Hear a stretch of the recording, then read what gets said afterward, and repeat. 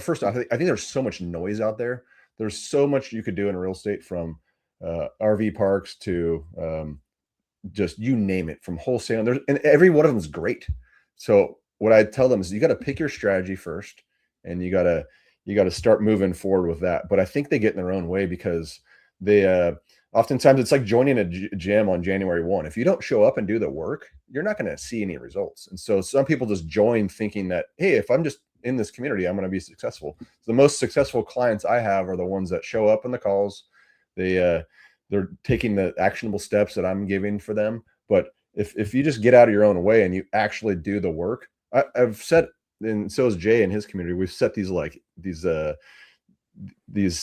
strategic things you need to do in a row. And if you just do those, you're gonna be successful. So if you're a real estate investor and are wondering how to raise and leverage private money to make more profit on every deal, then you're in the right place. On Raising Private Money, we'll speak with new and seasoned investors to dissect their deals and extract the best tips and strategies to help you get the money, because the money comes first. Now here's your host, Jay Conner. Let me ask you something. What if you could build a multi-million-dollar rental portfolio without quitting your job? What if you can invest out of state, even if you've never stepped foot in the market? And what if raising over $1 million in private money did not require begging or pitching or chasing anyone? Well, today's guest did exactly that. My guest and good friend and fellow mastermind member, Brian Waters, is a full-time fire captain in Los Angeles, not a full-time investor. And yet, in just 4 years, he has built a $4.5 million rental portfolio with 25 properties. Now, let that sink in. While working demanding shifts, while living in one of the most expensive cities in the country, he figured out how to consistently buy cash-flowing rentals in other states, and then turned around and started teaching other busy professionals how to do the exact same thing. Oh, and he's raised over $1 million in private money to help fund those deals. So if you've ever said to yourself, I don't have time, or I don't live in the right market, or I don't know where the money will come from, this episode is about to remove every one of those excuses.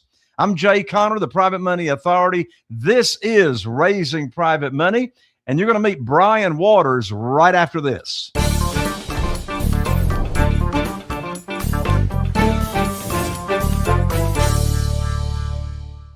Brian, welcome to the show, my friend. thank you, Jay. It's so awesome and an honor to meet you. I met you in person, but I am so excited to be here. So thank you so much for having me. Well, we're excited to have you. Let's go ahead and dive right in. You are a full-time fire captain out there in Los Angeles. So let's start here. How in the world did you build a $4.5 million portfolio while working a demanding job like that? Yeah, honestly, it came out of necessity. I got hired late as a firefighter. I got hired at 33. I was an airline pilot for a number of years, got laid off. That's a lot of people don't know that about me. And so it was kind of out of necessity. I really wasn't sure that I'd physically be able to do the whole career or mentally of the fire service, because it's very demanding. And so I looked around to all the successful people, one being my man in the room, Jay Conner, and what you always want to emulate what the successful people are doing. They were doing real estate. And so I jumped in, and I'm sure we'll get to it later, but real estate's expensive in California. So I, out of necessity, had to go outside of my my area and go invest out of state. So there we are. Right. Well, when you started investing out of state, what was your schedule as a fire captain? What was your schedule looking like? Like, did you have quite a few days on and then you got some days off and back and forth? Yeah, I think we have the secret schedule that really, this is why I love teaching other first responders. We work really, really hard when we're there. We work 10 days a month. And that sounds like people were going to say, oh, that's not that much. But look, you guys, it's 24-hour shifts, demanding, not sleeping. But we have 20 days off. And so there's plenty of time during those other days off that while I'm getting my rest and spending time with family, I have the ability to take those skill sets that I have in my job and go put them to work and do other things. So, you know, I'm just so type A, I'd probably get really bored if I didn't have anything else to do. And that's, it keeps me busy for sure. I got you. Well, So, in other words, you didn't wait for the perfect situation. And that's where most people, get stuck. And you just, dove in and took action. Well, what was the moment? What trigger comes to your mind? You realize that you didn't have to invest in your own backyard to build wealth, that you could actually do it, in another market. Yeah, I think for me, actually a friend of ours who had invested out of state. She had purchased a couple properties. And I never even thought about it. I was like, it seems so scary, super daunting. But I think with technology and the way things are and the connections that you meet out there, there's so many possibilities. And truthfully, I like it that it's so far away because I would be tempted to go there, and this allows me to have this. Although it's not passive, it's semi-passive business where I can build those teams and do it. So it was a big leap of faith, honestly, Jay, and I'm glad I took it. But it was just meeting the a few people that were doing what I wanted to do, and I saw that they were successful. And I'm a competitive person. I'm like, if they could do it, in a healthy way, if they could do it, I believe in myself enough to give it a try. And I truthfully didn't know what the heck I was doing that first property. I almost just threw a dart at a map and made it work. But that just goes to show that you could just take that first actionable step and you're going to be fine, you guys. So I'm sure we've got some people listening to this episode, and some of them are thinking and saying to themselves, investing in another market where I don't even live, that like really sounds risky. What were your biggest fears investing out of state when you started? my biggest fear is I was always thinking that you needed to fly there and walk through it, and you needed to fall in love with the property. And what I finally realized is this business is more about is about the relationships you make outside there, having those good teams there, but also analyzing a property more by the numbers. At first, I would try to fall in love with like, hey, Brian's going to live there, but in my portfolio now, I've only been to 4 properties. I haven't even been to 80% of the states that I'm in. So I kind of had to relinquish that emotional side of it and look at it more of an analytical side, and that really helped me. And realize that there's so many checks and balances in real estate, from contracts to how you pay people to getting inspections and appraisals. There's so many things that protect the people, and that's a good thing. That there's going to be times I get knocked down, but if I could understand the best way to protect myself through those contracts and through how I analyze things, then I'm going to give myself a better option. And then on the flip side, I looked at, not to turn this into any other type of investing, but I didn't have control. And the other investments I was doing, it was out of my control. It was whatever that company decided to do and how their Q1 went. I kind of wanted a little bit more control because I am a fireman. So I think that helped a ton. Was there anything when you were starting out that almost stopped you from pulling the trigger and moving forward? Well, I think the elephant in the room, and this is where you're going to come into my picture, was funding. Truthfully, funding was a big part of it, right? And so, it's so hard for us to keep raising the funds, not raising, but saving the funds to go buy your properties. And so I saw that as a problem early on. I was like, okay, Brian, you have the funding for 1 or 2, and then what's next? I was like, it almost brought me to tears going, I fell in love with real estate, and I was like, where do I get the next amount of money moving forward? Am I done investing, or do I have to wait 5 years? And it's like almost like Jay Connor just appeared into my orbit at the right time in the right place. And I'm sitting here obviously with my copied book here, which I love, and I'm so blessed to have read that. And that was the biggest fear. And I mean this from the bottom of my heart. I thank you for, number one, your knowledge, but also writing that for the world to read. And so that changed the game for me and my business 100%. Awesome. Thank you for sharing that. Was there any particular thing that gave you the confidence to move forward? Now, you did mention the word faith a few minutes ago, but what is it that gave you enough confidence to actually move forward? What I've realized is with real estate, even if it's not perfect, it's still great. I mean, we're so blessed in America. It's one of those things, being able to own properties and all that stuff. So for me, having a good W-2 job has been the backbone for me to be able to take a little bit of those risks. But just, believing in myself, believing that there's other people out there. And real estate is a very special place, I think, that people want to help you.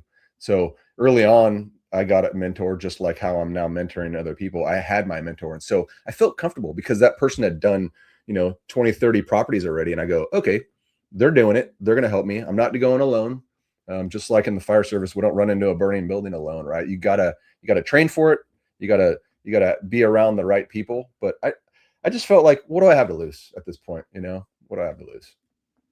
Well, you broke through the fear, you pulled the trigger, you moved forward, you got a mentor up front, which was very, very smart on your part. And so now let's break down and dive into your system as to how it actually works. Walk us through your system, like finding deals, vetting the deals out, managing properties and markets that you don't live in. Yeah, absolutely. I think the system part of it is so important, especially for us busy working professionals, the people that are doing the 9 to 5s, the super moms that are taking their kids to soccer and stuff. We don't want another job. I have a busy job, a busy life. I coach football. And so having a good way to get, number one, well, there's a few things. Number one is you have to have the money, so we've already talked about Jay and what he can help provide with that. Number two is you have to have the deals coming in. I'm kind of boring. There's a million ways to do it. People use fancy software. They get wholesalers. They do cold calling and marketing. I'm too busy and too lazy to do any of that. And so for those who say there's no deals out there, I'm going to put the hammer down and say there are probably more deals than I can do on my own. And so I traditionally just use the MLS. I go on Redfin and Zillow, but most importantly, I get my buy box. And however cliche it is to talk about your buy box, it is super important that you have it, because I know specifically down to the zip codes, the square footage, the price, the bed bath count of exactly where I want and when I want it. And being that specific is going to be very important for deals coming my way. Now I learn, I study, I analyze, I become a master of that small little area. I'm not in 50,000 markets. I'm just in this little tiny nook. And when I get those deals coming across my way, I know that I'm going to jump on them. I know the names of the streets. I know the zip codes. I have my realtor that's there. And then just like everyone else, I use my analyzation software. I'm very conservative when I'm running numbers. I make sure I know the comps and all of that fancy stuff. I use Rentometer for the rent amount. I talk to other investors. And on the back end, the other two teammates that are going to be the very most important, and I'm going to say them in order of who I think's the most important. The tenant is going to be the biggest and best teammate you ever had. So how to find a good property manager to find the best tenant, but your property manager is also going to make or break your business, because I don't manage my properties. I don't want to. I've never even been to the States. You have to have that good manager.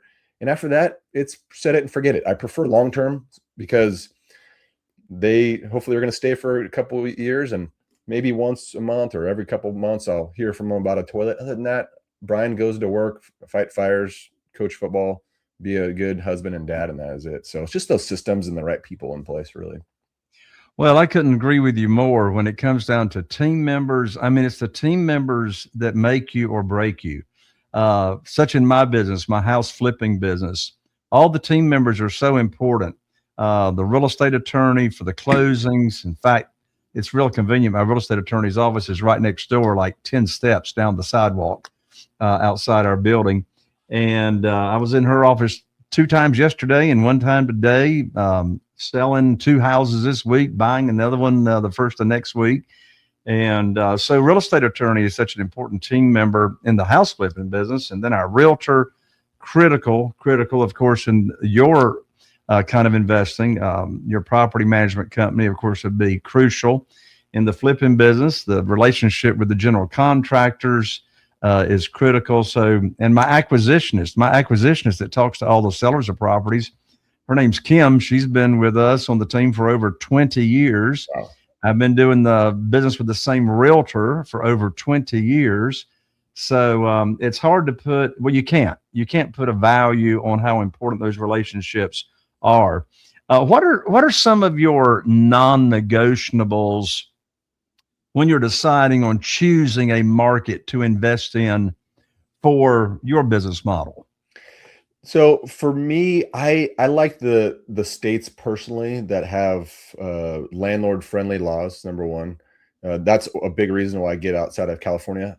People kind of, there's a lot people have to say about where I live, but right now I'm sitting in shorts and t-shirts. Beautiful.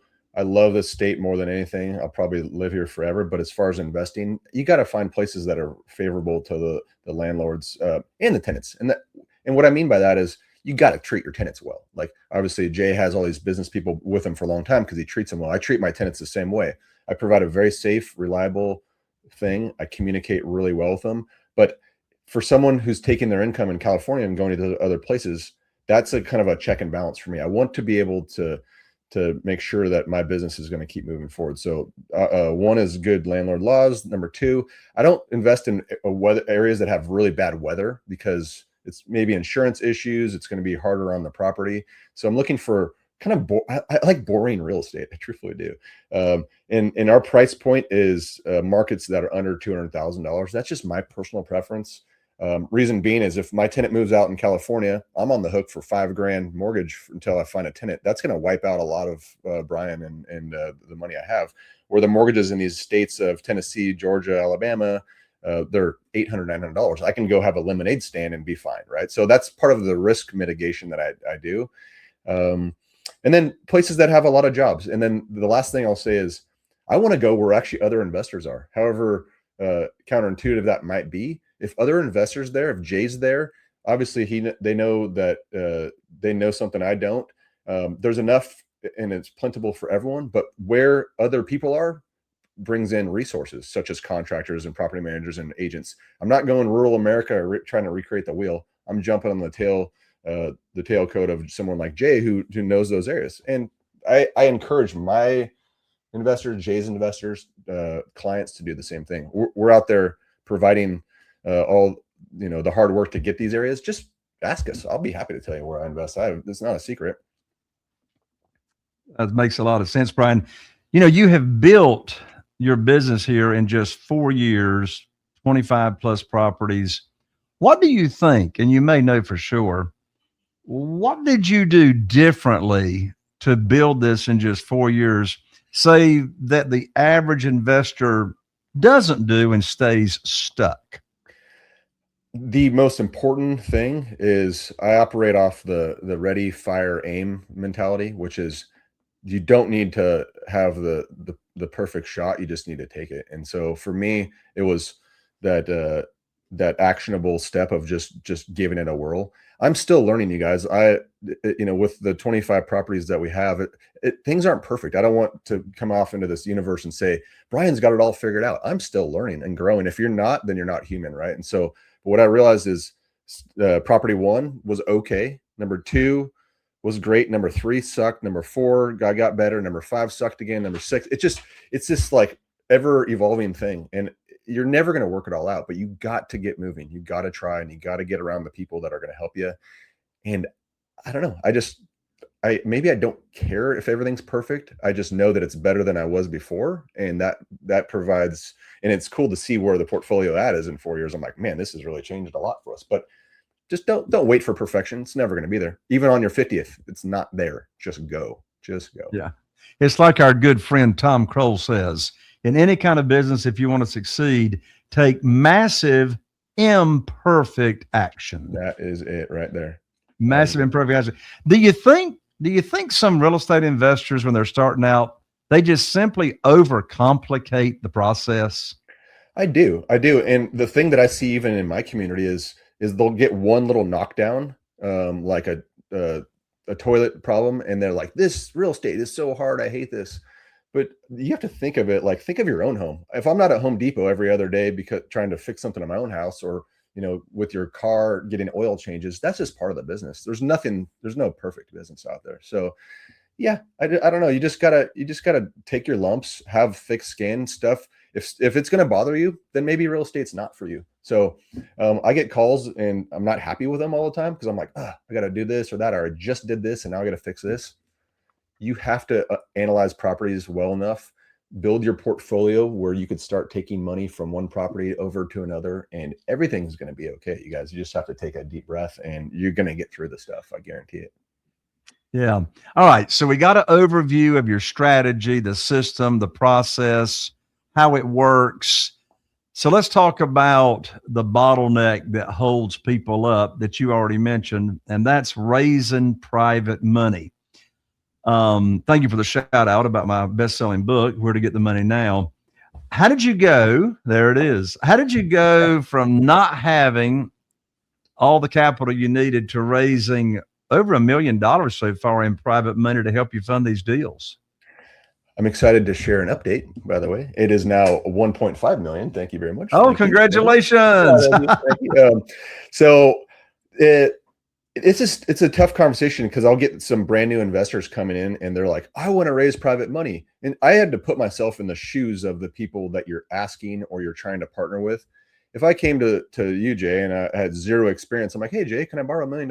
And they're like, well, tell me your experience level. I'm like, I don't know. I just saw this guy on YouTube. I want to learn how to do it. So for me, it truthfully happened organically. And so as I started to get under property 1, 2, and 3, my mentor at the time said something that I really, really, really feel that's important. And I hope that people are going to listen to this conversation. Get your document your journey early. So I'm on social media. It is embarrassing, you guys. Every time I hit send, I want to crawl under their bed and just hide. It's uncomfortable. But what happened is I was starting to, and this is what Jay talks in his book about your warm circle. So what happened was I started documenting my journey, posting pictures. It wasn't flaunting. I was just like, this is cool. I want to look back at this in 10 years and be able to look back at what I was doing. And as I was doing that, the weirdest thing happened. People started asking me questions like, Brian, what are you doing? I'm like, okay, this is a very good way to have that conversation. Instead of me going to someone and asking them, they're now asking me. It became the most organic, easy conversation I ever had. I talked to them about what I'm doing and be like, hey, I'd love to show you how to invest out of state. They're like, I don't want to do that. But I do have $200,000 sitting under my mattress at home. And I'm like, this is the perfect segue into the opportunity of having that conversation. But if I hadn't been on social media and they didn't see it, or I hadn't documented my experience for them to start seeing what I was doing, I would have been dead in the water. And truthfully, Jay, that is how I've raised $1.5 million. I don't even think I've ever asked anyone for money. They've come to me. I haven't either. Yeah, I've never asked someone. I just took 2 people out to lunch this week, and that's how I raised that extra 500 grand. I presented them the opportunity because they know what I'm doing. They see me active in the community, and they now already have that trust built in. And the majority of people that I invest with me are people that I've known for years. Absolutely. And, Jay talks about opening up your phone and scrolling through it. You have 500 people waiting with money for you. So you just gotta shout it from the mountaintop what you're doing and not brag. Just get out there and put your face on social media, get uncomfortable, and it's going to start coming in. And if I didn't learn that tip from you, Jay, I would have been stuck at 4. Now I'm closing in on 25. So it's opened up the gate. And the cool thing is I'm not only the one making money, my investors are crushing it right now. Right. They're sure loving it. And well, I'm so glad you shared that story and that part of your journey, because truly raising capital, raising private money, it's all about no asking, no begging, no selling, no chasing. And you have probably discovered the same thing I did, Brian. And that is, the worst time to be raising private money is when you need it for a deal. When I've got a private lender, a new private lender that's, starting out with, 100,000, 200,000, 300,000, and they've told me that's what they want to invest. And then I say, okay, well, I'll put your money to work for you just as soon as possible. That's a whole different conversation than me saying, okay, well, I got a deal that, you can fund right now. But when I call them up 2 weeks later, 3 weeks later, then there's no desperation, because, desperation does have a smell to it. Right. Absolutely. And so, so I come across and you come across to your private lenders as serving them and delivering for them. And I learned long ago, the private lenders actually need us more than we need them, because there's more of them than there are deals, to tell you the truth. And so it's really all about creating win-win relationships and, get rid of that mentality of having to chase the money. Brian, what, you mentor other people that are getting into real estate investing. What mistakes do you see busy professionals making? Of course, you target to help firefighters. What mistakes do you see busy professionals making when they're trying to get into rental properties? What gets in their way? I think they get in their own way, truthfully.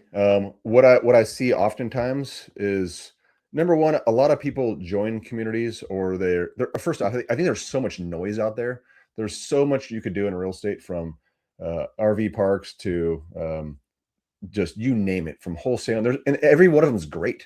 So what I tell them is, you got to pick your strategy first, and you got to start moving forward with that. But I think they get in their own way because they oftentimes it's like joining a gym on January 1. If you don't show up and do the work, you're not going to see any results. And so some people just join thinking that, hey, if I'm just in this community, I'm going to be successful. So the most successful clients I have are the ones that show up in the calls.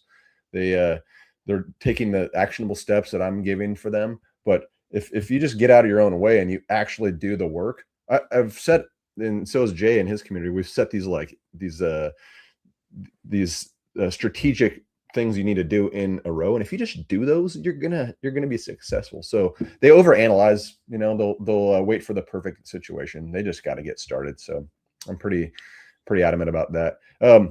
Do you mind if I want to take it back to what you said about private money? I have this I'll make it quick, but I have a very, it almost brings me to tears in my eyes, of the story of a lady that I partner with. It'll make it real quick.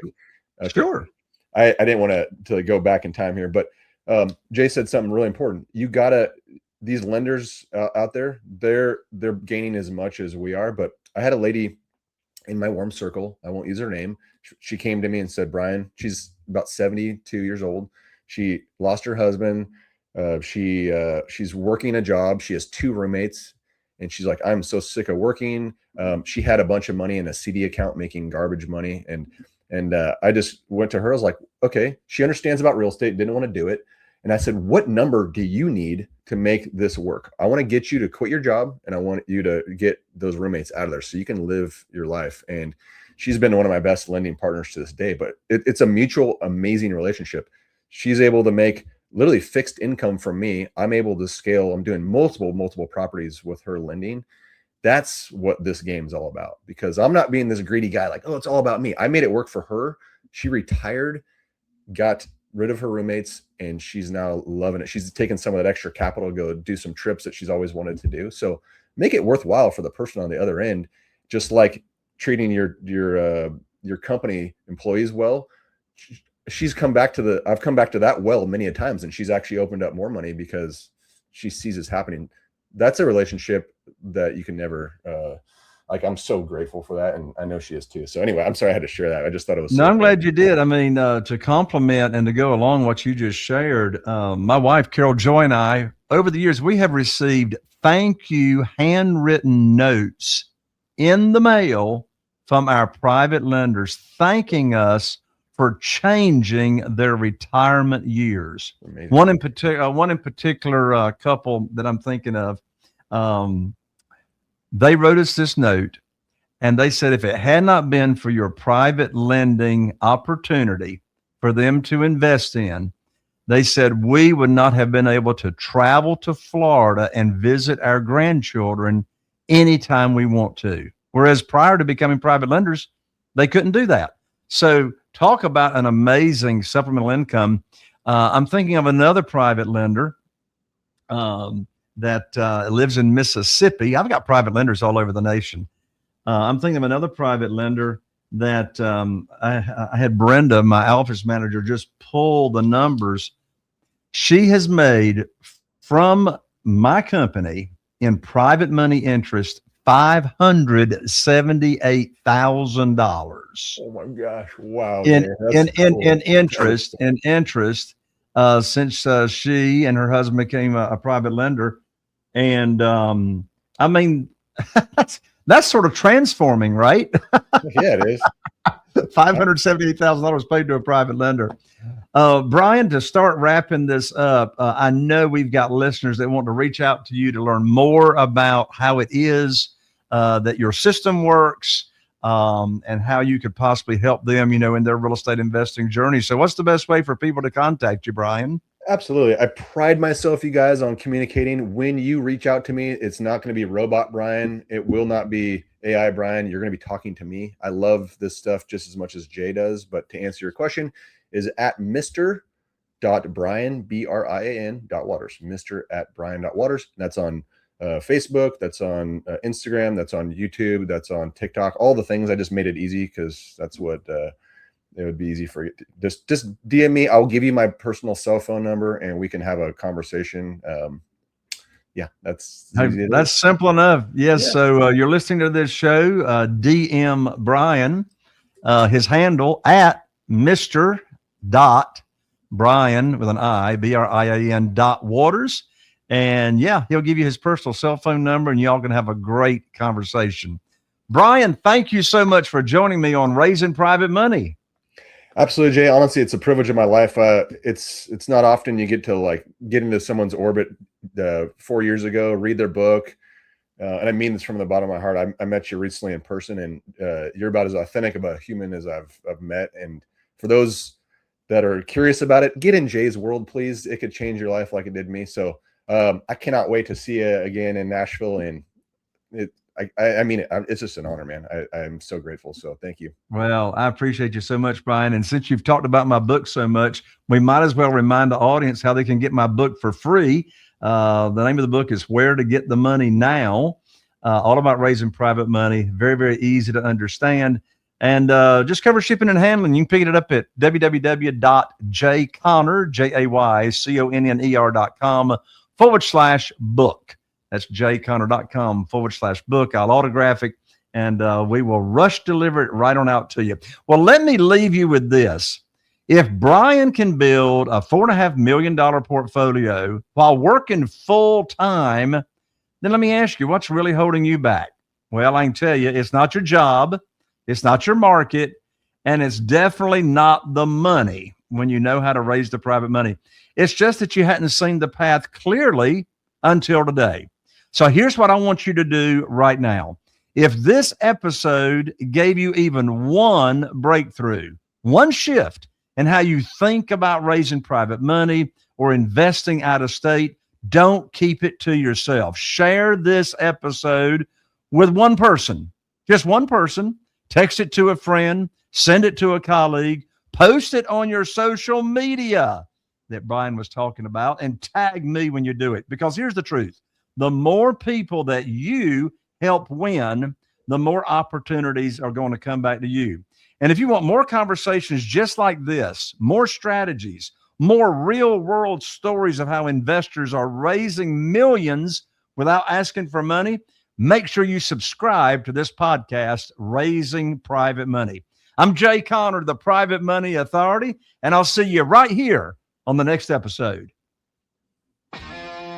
Are you feeling inspired by the knowledge you gained in this episode? Then head over to jayconner.com/moneyguide. That's jayconner.com/moneyguide and download your free guide that shares 7 reasons why private money will skyrocket your real estate investing business right now. Again, that's jayconner.com/moneyguide to get your free guide. We'll see you next time on Raising Private Money with Jay Conner.